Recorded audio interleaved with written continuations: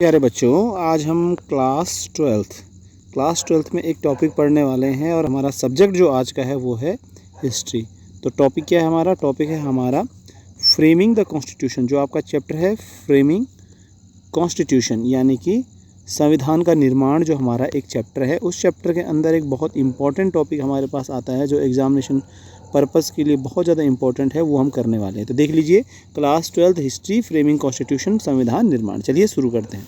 सबसे पहले हमारा क्वेश्चन क्या हम देखेंगे। क्वेश्चन ये होगा कि भाषा के मुद्दे पर संविधान सभा में बहसें, समस्या और इसका हम समाधान भी देखेंगे। तो क्वेश्चन देख लीजिए कि प्रश्न क्या हो सकता है एग्जामिनेशन में। भाषा के मुद्दे पर संविधान सभा में किस किस प्रकार से बहसें हुई और पक्ष विपक्ष में तर्क दिए गए, और इस समस्या को आप किस प्रकार से देखते हैं और इसका समाधान क्या निकाला गया। यानी what was the language issue in the constituent assembly, what were the various type of arguments given in the on this issue, and what was the solution given by the constituent assembly. तो क्या इसका समाधान निकाला गया भाषा के मुद्दे पर। तो आइए समझते हैं।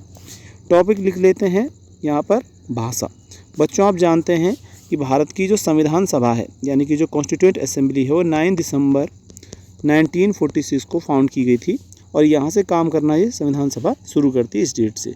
तो इसमें हुआ क्या था बच्चों कि भाषा का मुद्दा ये था कि भारत की जब संविधान सभा बैठी थी और इसमें लगभग आपके 296 लगभग मेंबर्स थे, बाद में कम होकर के 208 लगभग हो गए जब मुस्लिम लीग के पाकिस्तान चले गए। तो इन सदस्यों के अंदर जो है बहुत सारे मतभेद भाषा को लेकर भी थे। क्यों भाषा को लेकर के थे? कि संविधान सभा के कुछ सदस्य यह मानते थे कि हिंदी भाषा को भारत की राष्ट्रभाषा बनाया जाना चाहिए, हिंदी भाषा को भारत की राष्ट्रभाषा बनाया जाना चाहिए, और इसी हिंदी भाषा को भारत की राष्ट्रभाषा बनाए जाने को लेकर के वहाँ पर विवाद पैदा हो जाता है। क्योंकि भारत के कुछ राज्यों के जो प्रतिनिधि थे उस समय, या फिर उस समय संविधान सभा के जो कुछ सदस्य थे, उनका मानना था कि भारत में किसी भी भाषा को, मुख्य रूप से हिंदी को, राष्ट्रभाषा नहीं बनाना चाहिए। ये एक बिल्कुल जो है लोगों पर थोपा नहीं जाना चाहिए, क्योंकि इससे जो है लोगों के अंदर जो है, जिस क्षेत्र में जो लोग रहे, क्षेत्रीय भाषा के लोग हैं, उनके लिए समस्या होगी। तो भाषा की समस्या क्या है? भाषा की समस्या का मतलब संविधान सभा में जब हिंदी को राष्ट्रभाषा बनाने पर जोर दिया गया और उसके बारे में पक्ष में बातें की गई, तो यहाँ पर संविधान सभा के कुछ सदस्यों द्वारा वहाँ पर हिंदी को राष्ट्रभाषा बनाए जाने का विरोध किया और उन्होंने बताया कि किसी भी प्रकार से इस हिंदी भाषा को गैर हिंदी भाषी राज्यों पर थोपा नहीं जाना चाहिए, और यही पूरा हिंदी भाषा का विवाद भारत में कहा जाता है। उदाहरण के तौर पर आपने देखा होगा कि भारत एक बहुत बड़ा देश है और भारत देश के अंदर बहुत सारी भाषाएं बोली जाती हैं। जैसे तमिलनाडु में तमिल बोली जाती है, आंध्र प्रदेश में तेलुगु बोली जाती है, केरल में मलयालम बोली जाती है और महाराष्ट्र में मराठी बोली जाती है, और नॉर्थ इंडिया में अधिकतर क्षेत्रों में हिंदी जो है प्रचलन में है। तो यहाँ पर हिंदी के समर्थक बड़ी संख्या में थे। अब इसमें तर्क क्या दिए गए? इसमें प्रमुख व्यक्तियों के नाम मैं शॉर्ट में आपको बता रहा हूँ। इसमें एक व्यक्ति हैं यहाँ पर आर.वी. धुलेकर। दूसरे व्यक्ति आपको सामने एग्जाम में जो आएंगे, जो महिला हैं दुर्गाबाई देशमुख। दुर्गाबाई देशमुख नाम की महिला आपको मिल जाएगी। शंकर राव देव, जो कि महाराष्ट्र से थे, और इसके अलावा T.A. रामलिंगम चेट्टियार। हो सकता है मेरी राइटिंग सही नहीं हो, तो आप एनसीईआरटी जरूर देखें। तो यहाँ पर आपके सामने क्या है? आर.वी. धुलेकर, T.A. रामलिंगम चेट्टियार, और यहाँ पर दुर्गाबाई देशमुख और शंकर राव देव। तो इनके नाम अलग अलग लिख लेते हैं। आर.वी. धुलेकर कौन थे? आर.वी. धुलेकर के बारे में जानकारी देख लेते हैं। आर.वी. धुलेकर संविधान सभा के सदस्य थे, और ये सदस्य कहाँ से थे? संयुक्त प्रांत से, जिसको आज हम उत्तर प्रदेश कहते हैं। आर.वी. धुलेकर एक जो है प्रवक्ता थे और हिंदी के समर्थक थे, हिंदी के समर्थन में थे, और उन्होंने संविधान सभा में क्या कहा था? इन्होंने बताया था कि हिंदी को जो है भारत की राष्ट्रभाषा आगे जो है भविष्य में बनाया जाना चाहिए। इनका, धुलेकर साहब का ये भी कहना था कि संविधान सभा का जो कामकाज है वह हिंदी में चलाया जाए, और उन्होंने ये भी कहा कि जिन लोगों को हिंदी नहीं आती है वह सभा छोड़कर चले जाएं। क्या है? सभा छोड़कर चले जाएं जिनको हिंदी नहीं आती है, ऐसा आर.वी. धुलेकर का कहना था, जो कि हिंदी के बड़े समर्थक थे। तो ये विवाद की बात हो गई। लेकिन धुलेकर साहब का बहुत बड़ा विरोध संविधान सभा में किया गया। आर.वी. धुलेकर का बहुत बड़ा विरोध संविधान सभा में किया गया। तो ये भाषाई विवाद चलता रहा। तो बाद में संविधान सभा ने इसका सॉल्यूशन निकाला। संविधान सभा ने एक सॉल्यूशन निकाला, एक समाधान निकाला, और उसको यहाँ पर आपकी बुक में एनसीईआरटी में लिखा होगा कि एक फॉर्मूला निकाला। फॉर्मूला क्या निकाला? उन्होंने पहले बनाई एक भाषा समिति। क्या बनाई गई? भाषा समिति। और भाषा समिति में ये सुझाव दिया गया, कम से कम 3 सुझाव मैं आपके सामने लिख रहा हूँ। एक बात, हिंदी के लिए क्या कहा गया?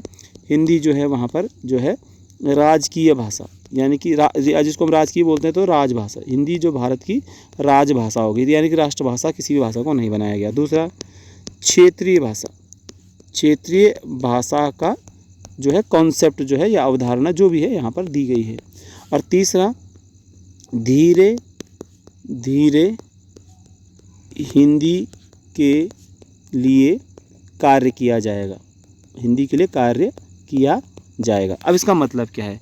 इसके मतलब को समझ लेते हैं एक बार। मतलब इसमें ये है कुल मिलाकर के कि जो हिंदी भाषा है, जो ये हिंदी भाषा है, ये हिंदी भाषा जो है भारत की राजकीय भाषा होगी, यानी कि राजभाषा होगी, ऑफिशियल लैंग्वेज होगी। जो भारत का देश होगा, जो संघ होगा या देश जो कार्य करेगा, उसकी एक ऑफिशियल लैंग्वेज, राजभाषा, वो है हिंदी होगी ये। दूसरा, क्षेत्रीय भाषा।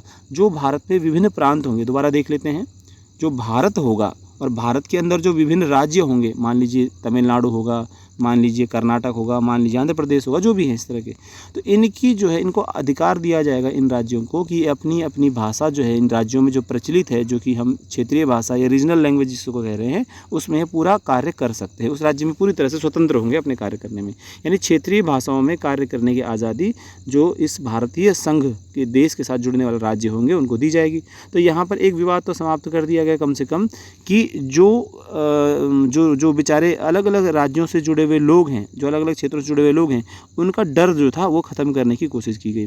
और तीसरा कॉन्सेप्ट यहाँ पर क्या दिया गया?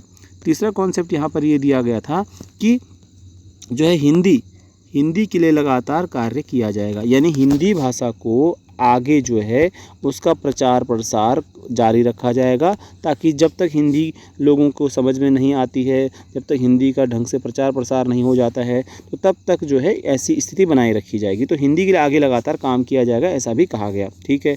अब महत्वपूर्ण बात क्या है? साथ ही साथ यहाँ पर अंग्रेजी को कम्युनिकेशन यानी संचार के माध्यम के रूप में, अंग्रेजी भाषा को यहाँ पर एक जो है भाषा के रूप में मान्यता दे दी गई। कैसी भाषा के रूप में?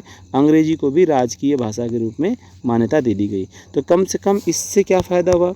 इससे पैदा ये हो गया कि थोड़ी देर के लिए विवाद शांत हो गया। विवाद जो है शांत हो गया, क्योंकि डर समाप्त हो गया। क्या हो गया? डर समाप्त हो गया कि इन गैर हिंदी भाषी जो क्षेत्रों में है हिंदी थोप दी जाएगी, तो यह डर भी पूरी तरह से इससे भाषा समस्या से, भाषा की समिति के सुझाव से समाधान हो गया। अब यहाँ पर बात करते हैं यहाँ पर मुख्य बिंदुओं की, कि विरोध में कौन कौन से लोग थे। ठीक है। पहले तो धुलेकर साहब ने इस बात का समर्थन किया। धुलेकर साहब का कहना था कि मैं बहुत खुश हूँ कि हिंदी को भारत की राजभाषा बना लिया गया था, और उन्होंने बोला कि ये कोई एहसान नहीं किया गया है। धुलेकर साहब जो थे समर्थन कर रहे थे कि हिंदी राजभाषा बन गई है और हिंदी का अधिकार है कि राजभाषा बने। तो ये बहुत अच्छी बात है। अगर आज हमारी राष्ट्रभाषा जो है हिंदी नहीं है, लेकिन कम से कम उसको राजभाषा बनाने पे सब लोगों ने सहमति जताई, ये भी बहुत बड़ी बात है, क्योंकि भारत की 2 ही राजभाषाएं हैं, एक हिंदी और एक इंग्लिश। ठीक है, तो ये भी बहुत बड़ी बात है। अब मुख्य बिंदुओं की बात करते हैं कि जो लोग विरोध कर रहे थे, जिनमें बहुत जल्दी मैं बता रहा हूँ वीडियो को लंबा न करते हुए, जी दुर्गाबाई देशमुख। जी दुर्गाबाई देशमुख जो कि मद्रास की संविधान सभा की सदस्य थीं और जो कि महिला थी, उन्होंने बोला कि मैंने जो है हिंदी के प्रचार प्रसार के लिए और उसके पढ़ाने के लिए, लोगों को सिखाने के लिए दक्षिण भारत में बहुत कार्य किया है। उन्होंने स्कूलों में कक्षाएं ली, हिंदी का प्रचार प्रसार किया, स्कूल खोले और हिंदी का खूब प्रचार किया। किसने? जी दुर्गाबाई देशमुख ने।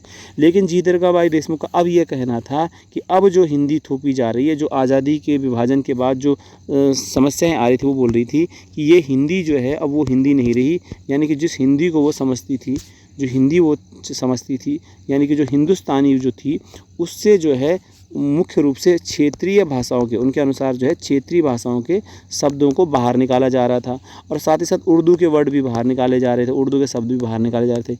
यानी हिंदी जो है ज़्यादा से ज़्यादा अब जो है कठिन बनाई जा रही थी, और उनको इससे डर लगता था कि भाई जो लोग सरल भाषा हिंदुस्तानी को समझ रहे हैं, जो कि हिंदी ही है, ये बड़ा कठिन काम वो हो रहा है। तो ये बहुत बड़ी समस्या थी दुर्गाबाई देशमुख का कहना था। तो उन्होंने कहा कि हिंदी भाषा को थोपा नहीं जाना चाहिए। इसी तरह से शंकर राव देव जो महाराष्ट्र के थे, उन्होंने भी कहा कि भाई किसी भी प्रकार से मैं जो गांधी जी का अनुयायी हूँ और कांग्रेस का भी मेंबर रहा हूँ, तो उनका भी ये मानना था कि हिंदी भाषा को थोपा ना जाए, यह बहुत गलत होगा, हिंदी ना थोपें। ये कहाँ के रहने वाले थे? मराठी थे, तो महाराष्ट्र के रहने वाले थे, ठीक है। इसी तरह से मद्रास के रहने वाले टी.ए. रामलिंगम चेट्टियार, ये आपको एनसीईआरटी में मिल जाएगा, इन्होंने भी हिंदी के थोपे जाने का विरोध किया, और उन्होंने कहा कि आक्रामक ढंग से कोई काम न किया जाए, यानी हिंदी मत ढूंढे, हिंदी को न थोपे, आक्रामक ढंग से कार्य नहीं होना चाहिए, क्योंकि लोग जो है इससे गुस्से में आ सकते हैं, और लोगों में जो हिंदी के कारण जो है अगर आप हिंदी थोपोगे विभाजन पैदा हो सकता है। तो कुल मिला के हम क्या बात समझे? मुख्य रूप से जो दक्षिण भारत के राज्य तमिलनाडु हो गए या महाराष्ट्र भी समझ सकते हैं, इन राज्यों में काफ़ी बड़ा विरोध हिंदी का रहा कि भाई हिंदी को राष्ट्रभाषा आप नहीं बना सकते, हमारा क्या होगा। तो मैंने ये वीडियो बहुत जल्दी में बनाया है आप लोगों के लिए, कोशिश की थोड़ा आपको समझा सकूं, क्योंकि टाइम भी कम था, वीडियो भी लंबा बन जाता है। आपको थोड़ा बहुत भी समझ में आया तो मुझे ज़रूर बताएं, मैं अगली बार कोशिश करूंगा कि थोड़ा सा लंबा वीडियो बनाऊं और जल्दी जल्दी सारे पॉइंट्स लिख सकूं। आपको वीडियो कैसा लगा आप कमेंट जरूर करिएगा। Thank you very much.